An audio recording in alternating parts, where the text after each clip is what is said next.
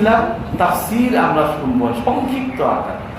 দেখেন দুনিয়াতে যত ভাষা আছে, বাংলা বলেন, আরবি বলেন, উর্দু বলেন, ফার্সি বলেন, আরো যত ভাষা আছে, উর্দু, আরবি, ফার্সি কি দিয়ে শুরু হয়? অক্ষর দিয়ে বলেন, আলিফ।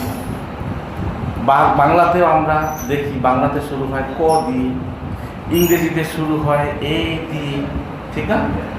কিন্তু আল্লাহ তাআলা এই যে আরবি ভাষা নির্বাচন করলেন, আরবি ভাষা নির্বাচন করার পরে আমাদের জন্য প্রথমেই আমরা যারা কোরআন পড়া শুরু করব, প্রথমে কি বলতে হয়? বি। আল্লাহ তাআলা আলিফ নির্বাচন না করে বি বা নির্বাচন করলেন কেন? প্রশ্ন আসে না? বিসমিল্লাহর মধ্যে প্রত্যেকটা ভাষার মধ্যে শুরুর অক্ষর থাকে। বিসমিল্লাহ আমরা যখন কোরআন পড়া শুরু করবো, শুরুতে আমাদেরকে বা পড়তে হচ্ছে। এটা অনেকগুলো কারণ আছে, নির্দিষ্ট কয়েকটা কারণ আপনাদেরকে বলবো। দেখেন, আল্লাহ তাআলা স্মরণ করিয়ে দিতে চাইলেন বান্দাদেরকে, আমরা সবাই রুহের জগতে ছিলাম একটা সময়। রুহের জগতে আল্লাহ তাআলা আমাদের কাছে একটা প্রতিশ্রুতি নিয়েছেন। আপনাদের মনে আছে রুহের জগতে কি প্রতিশ্রুতি নিয়েছিলেন আল্লাহ তাআলা?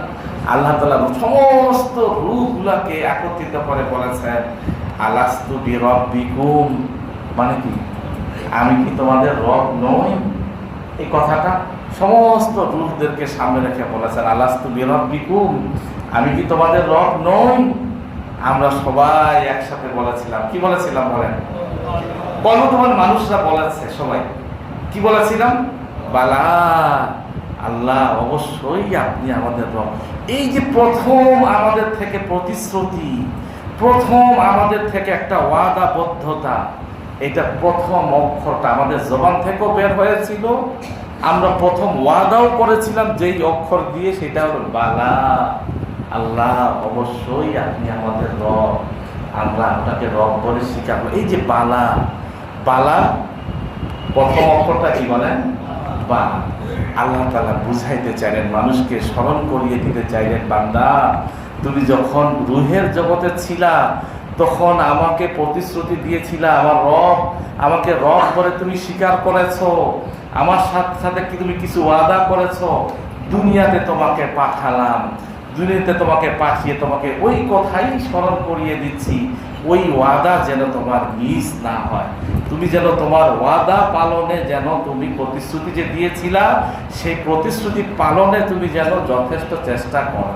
ওই বাটা আল্লাহ তাআলা বিসমিল্লাহ দিয়ে শুরু করে প্রত্যেকটা সময় মানুষকে স্মরণ করিয়ে দিতে চাচ্ছেন, বান্দা সেখানেও প্রতিশ্রুতি দিয়েছিলা, দুনিয়ার জীবনেও তুমি প্রতিশ্রুতি রক্ষা করো, আমাকে রব বলে স্বীকার করো, আমার দেওয়া কোরআন পড়তেই থাকো, আর কোরআনের বিধান মোতাবেক তুমি চলতেই থাকো। আমাদের জীবনের প্রথম বাক্যটা, অক্ষরটা ছিল বালা। এটা এক নাম্বার কারণ, মনে রাখবেন। আমাদের প্রতিশ্রুতির যে কথাটা ছিল, প্রতিশ্রুতি দেওয়ার যে ভাষাটা ছিল, তার প্রথম অক্ষর ছিল বা, এক নাম্বার। দুই নাম্বার একটা জিনিস আপনাদেরকে দেখেন, কোরআনের প্রথম ভাষা এই আরবি, প্রথম অক্ষর হলো আলিফ। আলিফটা কেমন বলেন দেখি?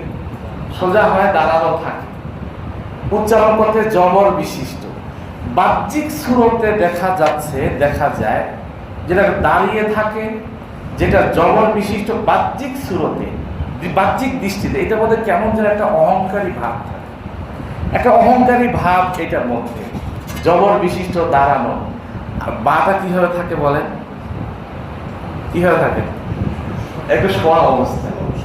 আলিফটা থাকে সোজা অবস্থায়, দাঁড়ানো অবস্থায়, বা থাকে শোয়া অবস্থায়। উচ্চারণের সময় বিসমিল্লাহ না, আর এটা তো জবর।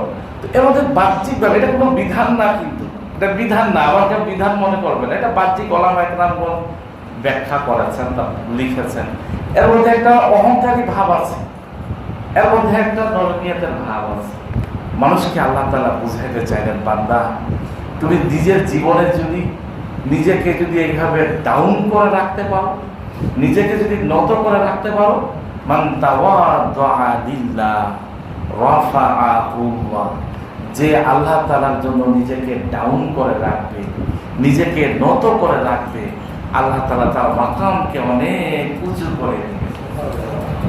এই জন্য এই বাটা নিচের ডাউনের কারণ, ডাউন অবস্থার কারণে, আমরা আরবিতে বলি নতর অবস্থার কারণে আল্লাহ তাআলা এই বা অক্ষরটাকে কোরআনের প্রথম অক্ষর হওয়ার যোগ্যতা দান করেছে। এটা বিধান না, ওলামায়ে কেরামদের একটা তথ্য। 3 নম্বর আশ্চর্য একটা কারণ আছে, ভালো করে শুনে নিন, ভালো করে খেয়াল করে দেখেন। কোরআনের যখন আমরা শুরু করি কি দিয়ে শুরু করব? বিসমিল্লাহ দিয়ে। প্রথম অক্ষর কি? প্রথম অক্ষর কি বলেন? বা। এরপর যখন শুরু করব, শেষ করব বিসমিল্লাহির রহমানির রহিম, কুল আউযু বিরাব্বিন নাস, মালিকিন নাস, ইলাহিন নাস, মিন শাররিল ওয়াসওয়াসিল খান্নাস, আল্লাযী ইউওয়াসউিসু ফি সুদুরিন নাস। তারপর আপনারা বলেন, বলেন মিনার, সবাই বলেন, হয়ে যাকে কোরআন পড়া হয়, মিনাল জিন্নাতি ওয়ান নাস। এই যে সিন, শেষ অক্ষর কি বলেন? শেষ অক্ষর কি? একটু যদি মনোযোগ এদিক সেদিক হয়ে যায় ছুটে যাবে, আর মিলাতে পারবেন না কথা। শুরু করলাম কি দিয়ে বলেন? শেষ করলাম কোন অক্ষর দিয়ে? আচ্ছা, এবার মিলাম দেখি দুইটাকে, কি হবে? বাস, বাস। আচ্ছা, একটা কাজ করতেছেন আপনি, একটা কাজ করতেছেন আপনি, যদি বাস মানে কি যথেষ্ট হয়েছে। আল্লাহ তাআলা বোঝাতে চাইলেন, যদি আল্লাহ তাআলা আমাদেরকে যে কোরআন দিয়েছেন, এই কোরআন যদি আমি শুরু থেকে শেষ পর্যন্ত রিড করতেই থাকি, আমি যদি কোরআনের বিধান মোতাবেক চলতেই থাকি, তাহলে আমার জিন্দেগির প্রত্যেকটা ক্ষেত্র বাস মানে কি যথেষ্ট, সাফিসিয়েন্ট। আমি কোরআনের বিধান মোতাবেক চললে, আমি কোরআনকে আঁকড়ে ধরলে আমার জীবনের গতি বাস মানে যথেষ্ট, আর কিচ্ছু লাগবে না। এমন কোন বিধান নাই, এমন কোন বিষয় নাই যেই বিষয়টা কোরআনের মধ্যে নাই, সব বিষয় দিয়ে দিয়েছেন আল্লাহ তাআলা। সুতরাং আমরা আমাদের জিন্দেগিতে কোরআনকে আঁকড়ে ধরার চেষ্টা করব ইনশাআল্লাহ। একটা পয়েন্ট। 2 নাম্বার পয়েন্ট হইল, এখানে দেখেন আল্লাহ তাআলার নাম আছে কয়টা? এখানে বলেন আল্লাহ তাআলার কয়টা নাম আছে? 3টা। আল্লাহ, রহমান, রাহিম। কয়টা নাম আছে বলেন? আল্লাহ, রহমান, রাহিম, 3টা নাম আছে। এই তিন নামকে আল্লাহ তাআলা নির্ধারণ করলেন কেন, বাছাই করলেন কেন? একটা প্রশ্ন আসে না? আল্লাহ তাআলা তো 99টা নাম আছে, 99টা নামের মধ্যে প্রথমে আমরা 3কে বাছাই করলেন কেন? দেখেন, আমাদের জীবনের প্রত্যেকটা ক্ষেত্রে 3-এর সমাহার। আপনি বচনের দিকে খেয়াল করেন, বচন যদি আমরা বলি, আমরা আরবিতে ছেলেদেরকে শিখাই, কি ছেলেরা আছে? ওয়াহেদ, তাসনিয়া, জুমা। বাংলা আপনারা যারা আছেন, 1 বচন, 2 বচন, তারপর বহু বচন, 1 বচন, 2 বচন, বহু বচন।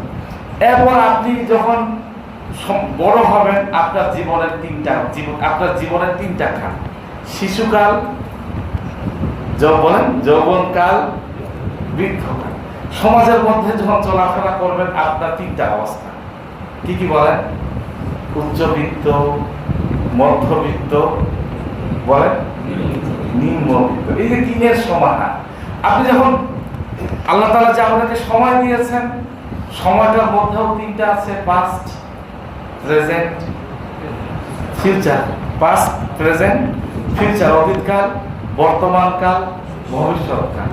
আপনার যে আমাদের যে একটা কাল দিয়েছেন, জগৎ দিয়েছেন, ইহকাল দিয়েছেন, আমাদেরকে আলমের বরজখে থাকতে হবে দীর্ঘকাল। এরপর আমাদেরকে চলে যেতে হবে পরকালের মধ্যে।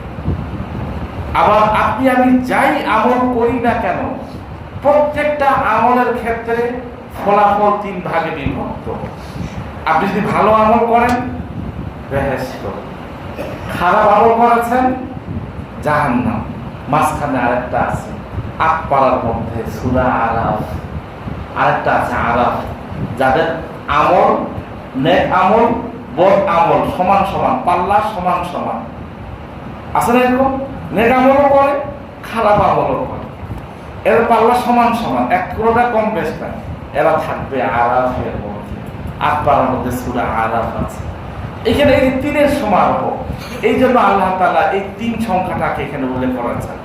বাকি আমাদের একটা আলোচ্য বিষয় হলো এই তিন নামকে কেন আল্লাহ তাআলা নির্বাচন করলেন। আল্লাহ, রহমান, রাহিম। আল্লাহ তাআলা আরো অনেক সিফাত ছিল।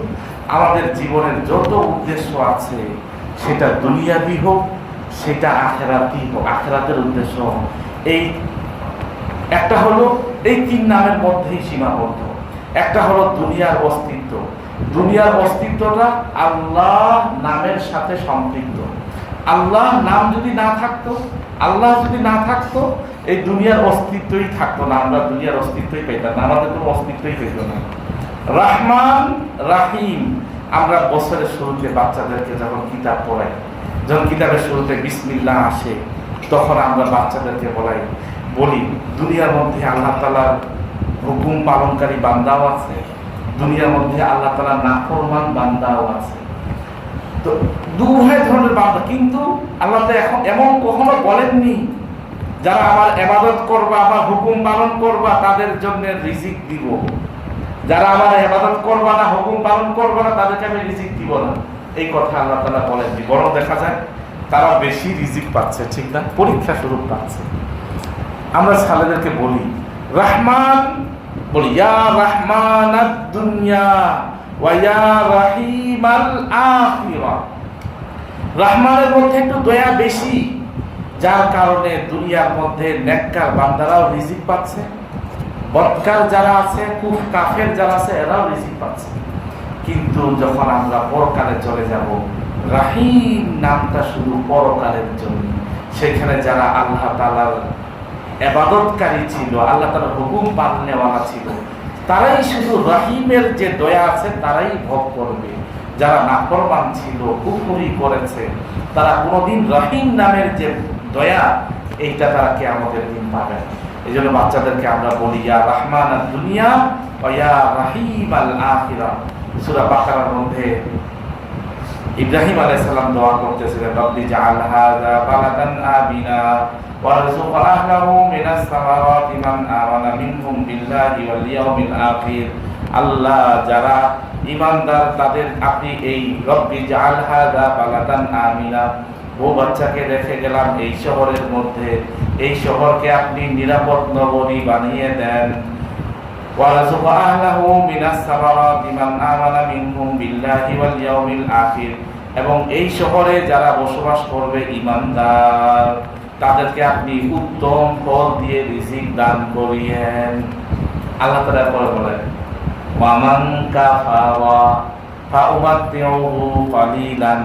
শুধু ঈমানদারদেরকেই রিজিক দিব না, যারা আমার সাথে কুফরি করবে, ওয়ামান কাফারা, যারা কুফরি করবে, ফাউমাতিউহু কালিলান, তাদেরকেও সামান্য পরিমাণ কিছু রিজিক দিব। দুনিয়াতে বসবাস করার কিছু উপঢৌকন তাদেরকেও দিব।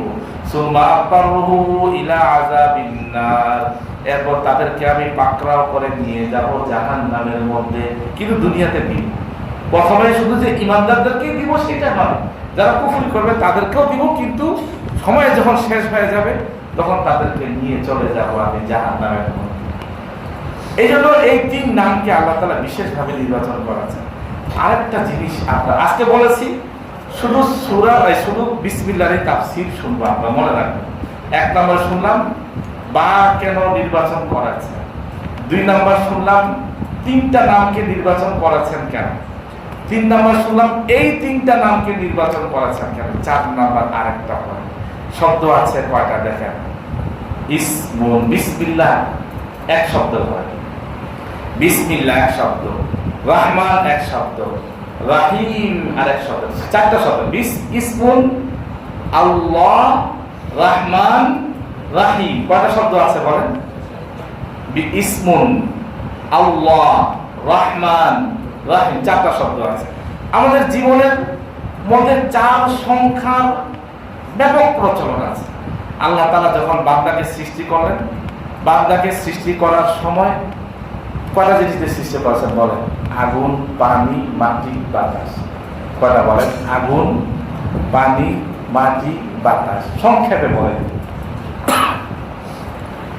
জিবরাইল আলাইহিস সালাম আল্লাহ তাআলা অসংখ্য ফেরেশতা নির্বাচন করেছেন। অসংখ্য ফেরেশতা নির্বাচন করেছেন। ফেরেশতাদের মধ্য থেকে একদিন শুধু ফেরেশতাদের আলোচনাই শুনবো ইনশাআল্লাহ। অসংখ্য ফেরেশতার মধ্যে প্রধান ফেরেশতা কয়জন বলেন? জিবরাইল আলাইহিস সালাম, মিকাইল আলাইহিস সালাম, ইসরাফিল আলাইহিস সালাম, আজরাইল আলাইহিস সালাম। অনেক আম্বিয়া কেরাম, নবী রাসূল আল্লাহ তাআলা দুনিয়াতে পাঠিয়েছেন। প্রধান চার থেকে 4 জনের বিশেষ গুণ আল্লাহ তাআলা দিয়েছেন। ইব্রাহিম খলিলুল্লাহ, মুসা কালিমুল্লাহ, ঈসা রূহুল্লাহ, মুহাম্মদ সাল্লাল্লাহু আলাইহি ওয়াসাল্লাম হাবিবুল্লাহ। রাসূলটা সবাই হাবিব। ইব্রাহিম খলিলুল্লাহ, মুসা কালিমুল্লাহ, ঈসা মুহাম্মদ হাবিবুল্লাহ। আমাদের নবী হাবিব, ইব্রাহিম আলাইহিস সালাম ছিলেন খলিল, আমাদের নবী হলেন হাবিবুল্লাহ, মানে একান্ত ঘনিষ্ঠ বন্ধু। এই নবীদের উপরে জিবরাইল আলাইহিস সালাম যত আসমানি কিতাব নিয়ে এসেছেন তার মধ্যে প্রধান কয়টি বলেন? তাওরাত, জাবুর, ইনজিল। এই 4টা সংখ্যা ব্যাপক প্রচার। এই জন্য আল্লাহ তাআলা বিসমিল্লাহর মধ্যে ওলামায়ে কেরামগণ বলেন, ওলামায়ে কেরামগণ বলেন এই 4 সংখ্যা প্রচলন ব্যাপক। 4টা পয়েন্ট পেলাম। আরেকটা পয়েন্ট এই বিসমিল্লাহর মধ্যে, এবার কিন্তু মনোযোগ দিয়ে শুনতে হবে। বিসমিল্লাহির রহমানির রহিমের মধ্যে 19টা হরফ আছে। কয়টা হরফ বলেন? এখানে বিশেষ একটা মাহাত্ম্য আছে। কয়টা হরফ আছে বিসমিল্লাহর মধ্যে? বিসমিল্লাহির রহমানির রহিম পুরোটা কাউন্ট করে দেখবেন, 19টা হরফ আছে। এটা বিশেষ একটা তাৎপর্য আছে।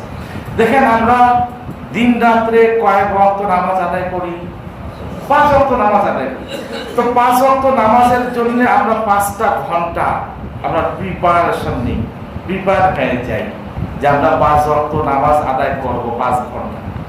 আমার জিন্দেগিতে ডেইলি জীবনের মধ্যে কয় ঘন্টা বাকি থাকে বলেন? আর বাকি থাকে কয় ঘন্টা? 19 ঘন্টা থাকে না?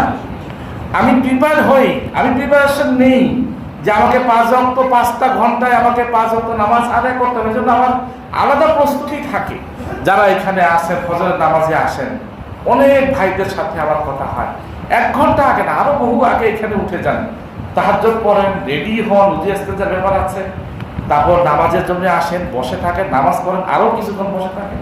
এইভাবে 5টা ঘন্টা আমার 24 ঘন্টার জিন্দেগিতে নামাজের পিছনে ব্যয় হয় কম বেশ। বাকি থাকে 19 ঘন্টা। আল্লাহ তাআলা এই 19টা হরফ এই বিসমিল্লাহির রহমানির রহিমের মধ্যে দিয়েছেন, আর বান্দাদেরকে বলে দিয়েছেন বাকি 19 ঘন্টা বান্দা তুমি যে 5 ঘন্টা আল্লাহ তাআলার ইবাদত করার পিছনে ব্যয় করো, বাকি 19 ঘন্টাও তোমার জীবন থেকে যেন বৃথা চলে না যায়। 19 ঘন্টা তুমি যেই কাজগুলোই করো না কেন, প্রত্যেকটা কাজ যেন তোমার ইবাদতে পরিণত হয়ে যায়, প্রত্যেকটা কাজের সওয়াব তুমি যেন পেয়ে যাও। এই জন্য প্রত্যেকটা কাজের শুরুতে তুমি বিসমিল্লাহ পড়ো। যদি প্রত্যেকটা কাজের শুরুতে বিসমিল্লাহ পড়ি, তাহলে আমার 19 ঘন্টার জিন্দেগিতে যেই সময়টা আছে, এই সময়টা প্রত্যেকটা কাজ আল্লাহ তাআলা ইবাদতে রূপান্তরিত করে দিবে। ঘুমাইতে যাব, আল্লাহুম্মা, তাহলে কি বিসমিল্লাহ। ঘুম থেকে উঠে বাস রেডি হয়ে কাজের জন্য যাব, নিজে যাব, বিসমিল্লাহি তাওয়াক্কালতু আলাল্লাহ। এই বিসমিল্লাহ। দেখবেন দোকানদাররা প্রথম যখন টাকা নেয়, টাকা নেওয়ার সময় কি বলে? দোকান খুলবো বিসমিল্লাহ। টাকা নেওয়ার সময় কি বলে? বিসমিল্লাহ নিয়ে টাকা নিয়ে ঢোকে। আপনি খাইতে বসবেন, বিসমিল্লাহ ওয়ালা বারাকাতিল্লাহ। প্রত্যেকটা কাজের মধ্যে আপনি বিসমিল্লাহ বলা শুরু করবেন, প্রত্যেকটা কাজের মধ্যে আপনার বাকি 19 ঘন্টার জিন্দেগি যে সময়টা আছে, প্রত্যেকটা কাজ ইবাদতের মধ্যে রূপান্তরিত হয়ে যাবে ইনশাআল্লাহ। করবো তো ইনশাআল্লাহ? যে কোনো কাজ বিসমিল্লাহ ছাড়া করবো না। যে কোনো কাজের মধ্যে বিসমিল্লাহ, যে কোনো কাজ করব বিসমিল্লাহ বলে শুরু করব। এমনকি আমরা অনেক সময় বাইরে যাই, সাইকেল মোটরসাইকেল বাইরে রাখি, অনেক সময় তালা দেওয়ার সময় ঘরে তালা দিব, বাইকে তালা দিব, সাইকেলে তালা দিব, যে কোনো জিনিসের তালা দিব, দোকানে তালা দিব, বিসমিল্লাহ বলে তালা রাখি। ইনশাআল্লাহ চোর কোনোদিন চুরি করতে পারবে না ইনশাআল্লাহ। সে তালা ভাঙতে আল্লাহ তাআলা না। এই ধরনের অনেক ঘটনা আছে। এই জন্য বিসমিল্লাহ খুব গুরুত্বের সাথে আমরা আমল করবো ইনশাআল্লাহ তাআলা। বুখারী শরীফের মধ্যে হাদিস আসছে, জাবের রাদিয়াল্লাহু তাআলা আনহু থেকে বর্ণিত হাদিস। জাবের রাদিয়াল্লাহু তাআলা আনহু বলেন, রাসূল সাল্লাল্লাহু আলাইহি সাল্লাম বলেছেন, সন্ধ্যার পরে, সূর্যাস্তের পরে, যখন সূর্য অস্ত যায়, অথবা বলেছেন যখন রাতের অন্ধকার নেমে আসে, দুইটা শব্দই এসেছে হাদিসের মধ্যে। সূর্য যখন অস্ত যায় অথবা অস্ত যাওয়ার পরে যখন রাত্রি অন্ধকার নেমে আসে, তখন তোমরা তোমাদের সন্তানদেরকে ঘরে আটকিয়ে রেখো, বাইরে যাইতে দিও না। কারণ এই সময় শয়তান ঘোরাফেরা করে, জিন শয়তান, দুষ্ট শয়তান ঘোরাফেরা করে, বাচ্চাদেরকে আসর করবে। যখন রাত হয়ে যায় এরপর বাচ্চাদেরকে ছেড়ে দিতে পারবার কোনো অসুবিধা নাই। এরপরের হাদিসে রাসূল সাল্লাল্লাহু আলাইহি সাল্লাম বললেন, যখন সন্ধ্যা হয়ে যাবে ঘর যখন তুমি বন্ধ করে দিবা, ঘর বন্ধ করে দেওয়ার সময় যখন সিটকিনি লাগাই দিবা, বলবা বিসমিল্লাহ। যখন খানা ঢাকনা দিবা, যখন লাইট অফ করবা, তখনও বলবা বিসমিল্লাহ। শয়তান জিন তোমার ঘরে প্রবেশ করতে পারবে না। যখন তুমি খাবার ঢেকে দিবা, তখনও বলবা বিসমিল্লাহ। খাবার রাত্রে যে পানির বাসনগুলো আছে, পাত্রগুলো আছে, ওগুলা করে ঢেকে দিতে হবে। কোনো কিছু যদি না পাই, ঢাকনা দেওয়ার মতন একটা লাঠি হলেও দিতে হবে, লাঠিটাকে খাবারের মধ্যে রেখে দিতে হবে। বিসমিল্লাহ। নিজে আমল করবো, আমাদের ঘরের মা বোনদেরকে শিখাবো। কোনো খাবার যেন ঢাকনা ছাড়া না থাকে, পানির পাত্র যেন ঢাকনা ছাড়া না থাকে। ঢাকনা দেওয়ার মতন, ঢেকে রাখার মতন কিছু পাইনি, একটা লাঠি জাতীয় জিনিস হলেও খাবারের উপরে বিসমিল্লাহ বলে রেখে দিব। ওই খাবার খেয়ে কোনো বদ আসর হবে না ইনশাআল্লাহ। আমল করবো তো ভাই ইনশাআল্লাহ।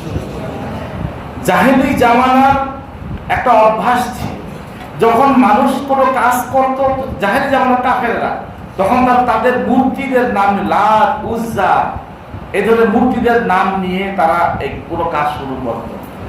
জিবরাইল আলাইহিস সালাম আসতেন রাসূল সাল্লাল্লাহু আলাইহি সাল্লামের কাছে, প্রথম বাক্যটা যখন নিয়ে আসলেন, ইকরা, ইকরা তুমি পড়ো। পড়ো, কি পড়বে? কি পড়বে বলেন? বিসমি।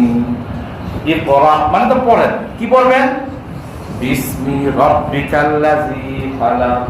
জিবরাইল আলাইহিস সালাম প্রথম যে বাক্যটা নিয়ে আসলেন আসমান থেকে ওহী হিসেবে, সেটা প্রথম বাক্যটা ছিল ইকরা বিসমি রাব্বিকাল্লাযী খালাক। প্রথমবার এসে শিখায় দিতে চাইলেন, এসে বান্দাদেরকে শিখায় দিলেন, উম্মতকে শিখায় দিলেন, কোনো দেব দেবীর নামে, মূর্তির নামে কোনো কাজ শুরু করা যাবে না, বরং শুরু করতে হবে, যে কোনো কাজ শুরু করতে হবে বিসমিল্লাহ বলে, আল্লাহ তাআলার নামে শুরু করতে হবে। কি বলেন? যে কোনো কাজ শুরু করব, যে কোনো কাজ শুরু করব, কিভাবে শুরু করব? আল্লাহ তাআলার নামে শুরু করব ইনশাআল্লাহ। এমনকি খাওয়া যখন খাবো বিসমিল্লাহ। খাওয়ার মধ্যে, খানার শুরুতে, খাবার শুরুতে দোয়া আছে, সুন্দর দোয়া আছে, দোয়া করতে ভুলে গেছি, মাঝখানে স্মরণ হয়েছে, তখনও বিসমিল্লাহি আউওয়ালাহু ওয়া আখিরা বলেন। খাবার শুরুতে যদি আমি বিসমিল্লাহ না বলি, শয়তান আমার খানার মধ্যে জুতা করে দিবে। শয়তানের জুতা যখন আমার পেটের মধ্যে চলে যাবে, আমার স্ত্রীর পেটে যাবে, আমার সন্তানের পেটে যাবে, তখন সন্তান আর আমার কথা শুনতে যাবে না, স্ত্রীর সাথে আবার বনিবনা হবে না, আর দিনের বিধান মানতে মন যাবে না। এই জন্য শিখায় দিব বিসমিল্লাহি ওয়ালা বারাকাতিল। বিসমিল্লাহ বলে খাবো, শয়তান সেখানে আর ঝুটা করতে পারবে না। যদি ভুলে যাই, মাঝখানে যদি মনে আসে, কি বলবো বলেন? বিসমিল্লাহি আউওয়ালাহু ওয়া আখিরা। খুব গুরুত্ব দিয়ে এই আমলটা করো। খানা খাওয়ার সময় কোনোদিন দোয়া পড়া ছাড়া খানা খাবো না ইনশাআল্লাহ। আর একটা জিনিস, বাড়তি কথা, এই আলোচনার বাইরের কথা, দাঁড়িয়ে দাঁড়িয়ে খাবো। আমার ছেলেদেরকে, ছাত্রদেরকে খুব বলি, যেখানে খাই, যেভাবে খাই, দাঁড়িয়ে দাঁড়িয়ে খাবো না, বাম হাতে খাবো না। বাম হাত তো আল্লাহ তাআলা দিয়েছেন অন্য কাজের জন্য। বাম হাত কিসের জন্য দিয়েছেন? অন্য কাজের জন্য দিয়েছেন। আমাকে ডান হাত দিয়েছেন ভালো কাজ করার জন্য। খাওয়াটা একটা ইবাদত। আমি খাচ্ছি, ইবাদত করতেছি বাম হাত দিয়ে। দাঁড়িয়ে দাঁড়িয়ে খাবো না, হাঁটতে হাঁটতে খাবো না, বাম হাতে খাবো না। এখন আমাদের স্টাইল হয়ে গেছে। স্টাইল হয়ে গেছে, কি স্টাইল হয়ে গেছে বলেন? ডান হাতে সিগারেট আর বাম হাতে চা। ডান হাতে সিগারেট, বাম হাতে চা। আবার ত্যাগ করা, পরহেজ করো, এটা থেকে আমরা চেষ্টা করবো। খাই বসে বসে খাই, বসে বসে হাঁটতে হাঁটতে চলতে চলতে খাবো না। বাচ্চাদেরকেও শিখাবো, ছোট থেকে বাচ্চাদেরকে দিন শিখাই। আমি নিজে আমল করি, আমাদের বাচ্চাদেরকেও একটু দিন শিখাই ইনশাআল্লাহ তাআলা।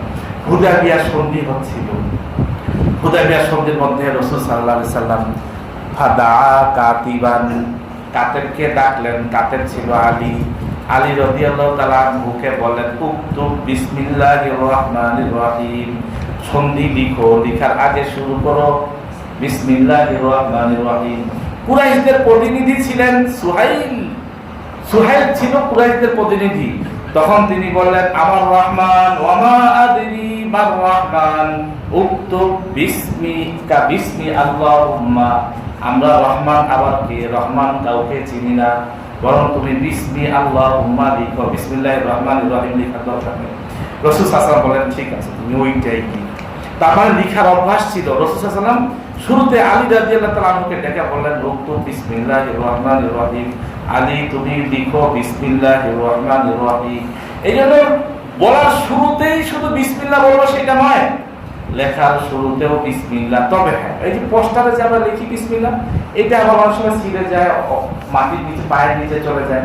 এই জন্য যদি দেখি যে আমার এই লেখাটা একটা অপদস্থ হওয়ার সম্ভাবনা আছে, তাহলে আমার ওই জায়গায় লিখবো না। বাকি এমনি যেখানে আমি মনে করবো যে আমি যদি বিসমিল্লাহির রহমানির রহিম লিখি, আমার এই লেখাটা লাঞ্চি মানে পায়ের নিচে পড়ার সম্ভাবনা নাই, তাহলে লেখার শুরুতেও আমরা বিসমিল্লাহ লিখবো। সুলাইমান আলাইহিস সালাম যখন রানী বিলকিসের কাছে চিঠি পাঠালেন, হুদুদ এসে খবর দিল আজকে হুদুদ কোথায়, না আসলে সে কৈফিয়ত দিতে না পারলে তাকে আজকে জবাই করে খেয়ে ফেলবে। হুদুদ এসে কি খবর দিল বলেন? কোথায় গিয়েছিলাম? আপনার পাশের দেশে একজন মহিলা রানী আল্লাহর বিধান মানে না, আপনার দাওয়াত কবুল করে নাই, রবের বিধান মানে না, মূর্তি পূজা করে। আচ্ছা, চিঠি লিখে দিলেন, ইন্নাহু মিন সুলাইমান। সুলাইমান, এটাই হলো কোরআনের আয়াত, ইন্নাহু মিন সুলাইমান ওয়া ইন্নাহু বিসমিল্লাহির রহমানির রহিম। লেখা লিখে দিলেন। এই জন্য লেখার শুরুতেও বিসমিল্লাহ। আমরা সব কাজে বিসমিল্লাহ বলবো, লেখার শুরুতেও বিসমিল্লাহ বলবো ইনশাআল্লাহ তাআলা। নূহ আলাইহিস সালামের জামানায় যখন মহাপ্লাবন হচ্ছিল, মহাপ্লাবনের মধ্যে পুরা দুনিয়া ডুবে গেল। কেনানকে ডাকলেন, বাবা আসো আসো আসো আমার নৌকায় উঠো। কি বলেছিল কেনান? আমি শুধু একটু ইশারা দিয়ে যাচ্ছি। কেনান কি বলেছিল মনে আছে আপনাদের? আমি বাহারে আশ্রয় নিব, তোমার নৌকায় আমি উঠতে যাব না। বাবা বলেন, বাবারে আজকে কেউ তোমাকে বাঁচাইতে পারবে না, আসো আমার নৌকায় উঠো। আল্লাহ তাআলা বললেন, থাক, ও তোমার পরিবারের অন্তর্ভুক্ত নয়। নূহ আলাইহিস সালাম সমস্ত পশু পাখি মানুষদেরকে নিয়ে, ইমানদার মানুষদেরকে নিয়ে নৌকার মধ্যে উঠলেন। নৌকার মধ্যে উঠার পরে একটা দোয়া করলেন। কি বলেন দেখি? পালাল কাবু বিসমিল্লাহি মাজরেহা, বলেন বিসমিল্লাহি মাজরেহা ওয়া মুরসাহা ইন্না রাব্বি লাগফুরুর রহিম। এই বিসমিল্লাহ বলেছেন। এমন এমন তুফান এসেছিল নূহ আলাইহিস সালামের সময়, গোটা দুনিয়াকে ডুবে দিয়েছিল, গোটা দুনিয়ার কোনো জায়গা বাদ ছিল না। নূহ আলাইহিস সালাম ইমানদার বান্দাদেরকে নিয়ে যখন নৌকায় উঠলেন, নৌকায় ওঠার পরে দোয়া করলেন, বিসমিল্লাহি মাজরেহা ওয়া মুরসাহা, বিসমিল্লাহ পড়লে শুরু করলেন। আল্লাহ তাআলা এই মহা ভয়ঙ্কর মহাপ্লাবন থেকে আল্লাহ তাআলা নূহ আলাইহিস সালামের এই নৌকাকে হেফাজত করলেন। ওলামায়ে কেরাম বলেন, কামালাইনের গ্রন্থকার একজন আছেন, তিনি বলেন এই বিসমিল্লাহর ওসিলায় আল্লাহ তাআলা নূহ আলাইহিস সালামের বিসমিল্লাহর বরকতে আল্লাহ তাআলা নূহ আলাইহিস সালামের হেফাজত করবেন, বাকি একটা ওসিলা দিয়েছেন। আমরা যদি আমাদের জিন্দেগিতেও বিসমিল্লাহ নাম এই আমল করি, যে কোনো বিপদ আপদের সময় যে কোনো কাজে বিসমিল্লাহ পাঠ করি, আল্লাহ তাআলা আমাদের প্রত্যেকটা কাজের মধ্যে বরকত দিবেন, সব ধরনের বিপদ আপদ থেকে আমাদেরকেও হেফাজত করবেন ইনশাআল্লাহ। কি বলেন, করবেন না ইনশাআল্লাহ? যে আল্লাহ তাআলা বিসমিল্লাহর বরকতে নূহ আলাইহিস সালামের মহাপ্লাবন থেকে নৌকাকে রক্ষা করেছিলেন, সেই আল্লাহ তাআলা আমি যদি বিপদে পড়ি, বিপদ থেকে উদ্ধার করার জন্য একটা কাজ যদি শুরু করে দেই বিসমিল্লাহ বলে, আল্লাহ তাআলা আমাকে হেফাজত করবেন ইনশাআল্লাহ। কি বলেন? ওমর রাদিয়াল্লাহু তাআলা আনহুর জামানায় কাইসার, রোমের সম্রাট কাইসার ইসলাম গ্রহণ করেছে। ইসলাম গ্রহণ করার পরে একটু ভালো করে শুনবেন এই ঘটনাটা। ইসলাম গ্রহণ করার পরে এত কিছুদিন পরে এত মাথা ব্যথা, দুনিয়ার সব ভালো ভালো বাচ্চা, দুনিয়ার সব ভালো ভালো ডাক্তারকে দেখালেন, ট্রিটমেন্ট করলেন, মাথা ব্যথা আর ভালো হয় আর ভালো হয় না মাথা ব্যথা। ওমর রাদিয়াল্লাহু তাআলা আনহুর কাছে খবর পাঠালেন, আমিরুল মুমিনিন, দুনিয়ার সব ডাক্তার ট্রিটমেন্ট করার পরে শেষ করে দিলাম, মাথা ব্যথা আর ভালো হচ্ছে না, কোনো কাজেই করতে পারছি না, কোনো কাজেই ভালো লাগছে না, কি করা যায়? ওমর রাদিয়াল্লাহু তাআলা আনহু কিছুদিন পরে একটা টুপি পাঠিয়ে দিলেন কায়সারের উদ্দেশ্যে।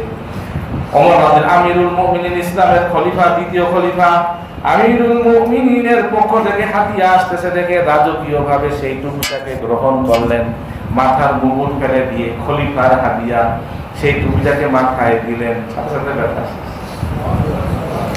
সাথে সাথে ব্যথা, মাথার মধ্যে টুপি পরে আছেন, ব্যথা নাই। যেই মাথার থেকে টুপি খুলে রেখেছেন সেই আবার ব্যথা শুরু হয়ে গেছে। আশ্চর্য, টুপি রাখলে ব্যথা নেই, টুপি ছেড়ে দিয়েছেন, টুপি খুলে রেখে দিয়েছেন, ব্যথা। কি আশ্চর্য! তিনি কৌতূহলী হয়ে সেই টুপিটাকে খুললেন, খোলার পর দেখি তো টুপিটার মধ্যে কি এমন রহস্য আছে। টুপিটার মধ্যে খোলার পরে দেখলেন টুপির নিচে লেখা আছে বিসমিল্লাহির রাহমানির রাহিম। আমল করবো তো ইনশাআল্লাহ, ইনশাআল্লাহ। আর একটা দোয়া আছে যেটা মহামারীর মতন একটা অসুখ আমাদের সকলের মনে আছে, আমারও আছে অনেক, শরীর ব্যথা না। মুআজ জাবাল রাদিয়াল্লাহু তাআলা এক জায়গায় পাঠাচ্ছিলেন, এটা আলোচ্য বিষয় ছিল না, আমার হঠাৎ করে মনে পড়ল, তো পাঠাইলেন, আমি হিসেবে গেল না। কি ব্যাপার মুআজ, তুমি যাওনি কেন? ইয়া রাসূলুল্লাহ, অনেক পা ব্যথা, এত পা ব্যথা, নড়তে পারতেছি না, যেতে পারতেছি না। রাসূল সাল্লাল্লাহু আলাইহি ওয়াসাল্লাম দোয়া শিখিয়ে দিলেন, যে জায়গায় তোমার পায়ের ব্যথা হবে বা শরীরের যে জায়গায় ব্যথা হবে বলবা, এটা মালিশ করে দাও।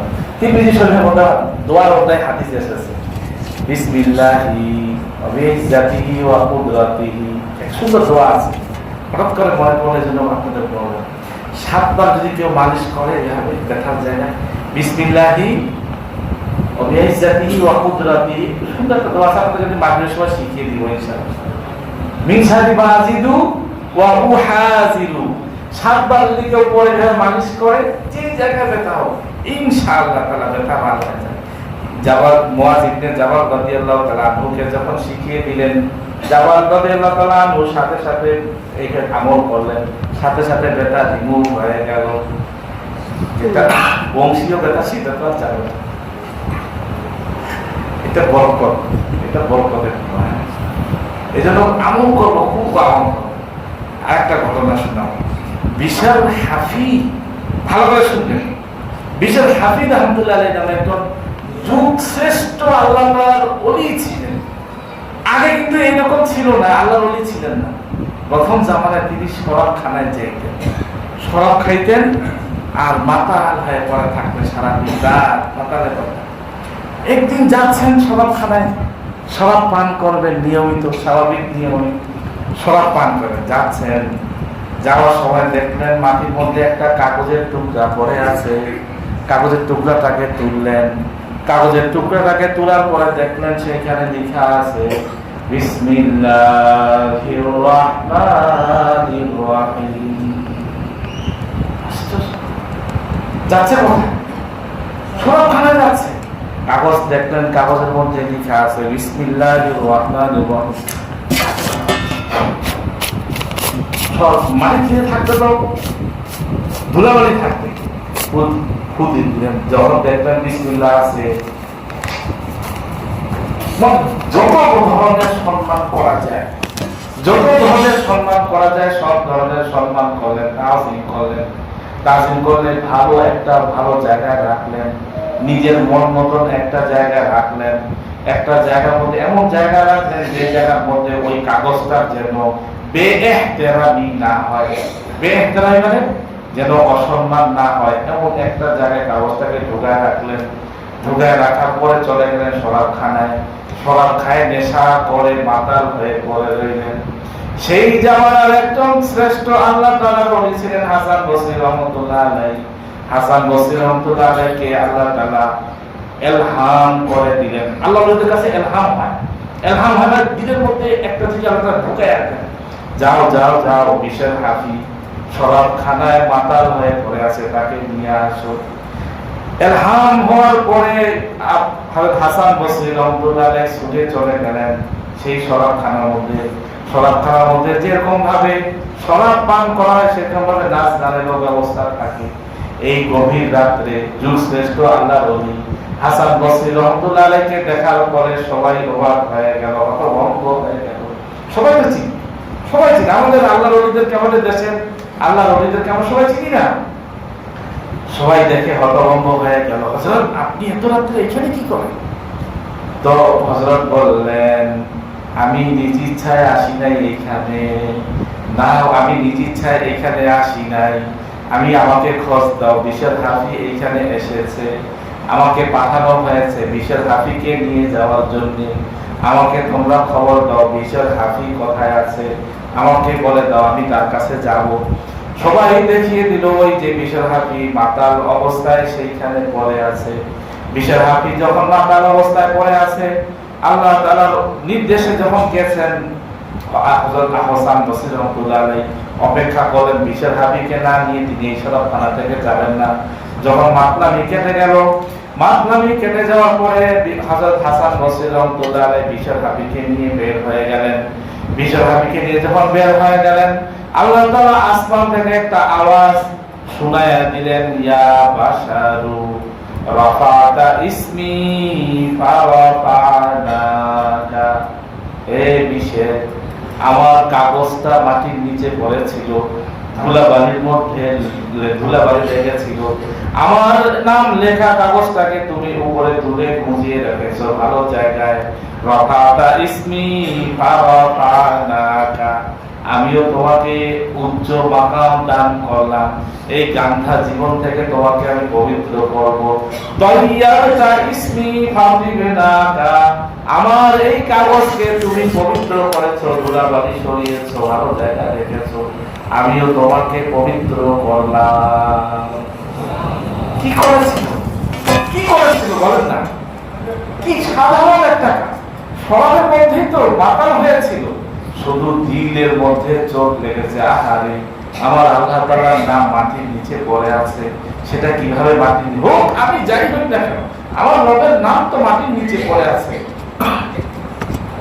দেখেন কিচ্ছু করে নাই, শুধু দিলের একটু চোখ লেগেছিল, ছোট্ট একটা আমল করার কারণে, কোন ধরনের পরিশ্রম ছাড়াই, কোন ধরনের চেষ্টা তদবির ছাড়াই আল্লাহ তাআলা তাকে এই গান্ধা জীবন থেকে পবিত্র করে একটা পবিত্র জীবন দান করলেন। বিশের হাফি রাহমাতুল্লাহ আলাইহি হয়ে গেলেন যুগ শ্রেষ্ঠ আল্লাহ তাআলার ওলি। আমরা যদি আল্লাহ তাআলার যে সমস্ত নিদর্শন আছে, আল্লাহ তাআলার ঘর, মসজিদ, জুতা পরে এসে মসজিদের ওয়ালগুলা দেখেন, মসজিদের ওয়ালগুলা দেখেন, দেখি কি আমাদের জুতা দিয়ে নোংরা হয়ে থাকে, আমরা জুতা পরে আল্লাহ তাআলার ঘরে ঢুকে যাই, আসে ওয়ালের সাথে বাক্স রাখা আছে, বাক্সে রাখি, ওয়ালের সাথে লাগাই রাখি, রাখতে রাখি। আমি যদি মনে করি আল্লাহ তাআলার ঘরকে আমি নোংরা করব না, আহারে বরং নোংরা লেগেছে আমি মুছে দিব, খাদেমের দরকার নাই, খাদেমের কাজ করবে। আল্লাহ তাআলার ঘর, আল্লাহ তাআলার ঘরকে আমি নোংরা হইতে দিব না, আমি তো নোংরা করবই না, আমি নোংরা হইতেও দিব না, আমি আমার জামা দিয়ে হইলেও এই ঘরকে মুছে দিব, পরিষ্কার করে দিব। হইতে পারে না, এর ওসিলা আল্লাহ আমাকেও পবিত্র করে দিবে, হইতে পারে কিনা বলেন? অনুরূপ ভাবে কোন যদি আমরা বিভিন্ন দুঃখের বিষয় বলতে হয়, বিভিন্ন জায়গায় দেখি এই যে বাদাম দেয়, বাদাম ঠোঙ্গার মধ্যে বাদাম বিক্রি করে না, ঝালমুড়ি, বাদাম, ঝালমুড়ি বিশেষ করে এই যে কোরআন হাদিস লেখা থাকে, বিশেষ করে কারো মনে আঘাত দিচ্ছি না, আল্লাহর রাস্তে মাফ করে দিবেন। এই যে আলিয়া মাদ্রাসার যে নেশাবগুলা থাকে, সেখানে যে সিলেবাসগুলা থাকে, সিলেবাসের মধ্যে কোরআনের সিলেবাস, হাদিসের সিলেবাস, পরীক্ষা শেষ ফেলে দেয়, বিক্রি করে দেয়। সেগুলো আবার ভাঙ্গারির দোকান থেকে এই যে ঝালমুড়িওয়ালাদের কাছে চলে আসে, সেখানে ঠোঙ্গা বানিয়ে ঝালমুড়ি দেয়। ঝালমুড়ি খাওয়ার পর পকড়ে নাকি বলেন যে যার মধ্যে ফেলে, অনেক সময় এটা রাস্তাঘাটে পাওয়া যায়। যদি মেহেরবানি করে রাস্তাঘাটে যদি কখনো এরকম দেখেন আমার রবের নাম লেখা কোনো আরবি আয়াত অথবা আমার নবীজির কোনো হাদিসের বাক্য মেহেরবানি করে আমি আমার দিনের অবস্থাটা যেরকম হবে আল্লাহ তাআলা আমার সাথে সেরকম মুআমালা করবেন ইনশাআল্লাহ। এই জন্য আমরা আজকে যেটা শিখলাম, বিসমিল্লাহ খুব ইহতিরাম করব। আরেকদিন আমরা আরেকটা আয়াতের তাফসীর শুনবো ইনশাআল্লাহ। যা কিছু শুনলাম আল্লাহ তাআলা আমাদের সবাইকে আমল করার তৌফিক দান করুন। ওয়া আখিরু দাওয়ানা আলহামদুলিল্লাহি রাব্বিল আলামিন। যারা ক্বাবলাল জুমা যারা তার সুন্নাত আদায় করেনি তারা সুন্নাত আদায় করুন।